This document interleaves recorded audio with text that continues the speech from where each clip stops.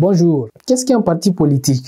Ce thème s'inscrit dans une série de sujets à venir sur lesquels nous essaierons de tirer le meilleur enseignement face au contexte socio-politique de notre cher pays, le Niger. Naturellement, avant de définir ce qu'est un parti politique, faisons un petit saut dans le temps. Il faut savoir que la forme actuelle telle que nous la connaissons du parti politique moderne remonte au 19e siècle avec la création ou du moins l'instauration du suffrage universel. Mais certains chercheurs comme Paolo Pembeni, un historien de partis politiques, remontent la création de ces partis au XVIIe siècle, notamment dans les régimes parlementaires britanniques. Un parti politique n'est rien d'autre qu'une organisation structurée qui regroupe des personnes partageant des idéaux et intérêts communs avec pour but de conquérir le pouvoir en se faisant élire et d'exercer ce pouvoir par la mise en œuvre d'un programme ou un projet de politique pour la société. Et c'est cette conquête de pouvoir qui distingue le parti politique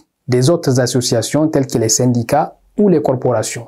Quelle importance pour les partis politiques? Leur importance réside dans leur capacité à proposer un projet de société aussi ambitieux que raisonnable et de veiller à la réalisation des promesses politiques faites aux citoyens. Au Niger, la charte des partis, après avoir défini ce qu'est un parti politique, a posé un certain nombre d'exigences dans le titre 3 relatif à l'organisation et au fonctionnement de ces structures.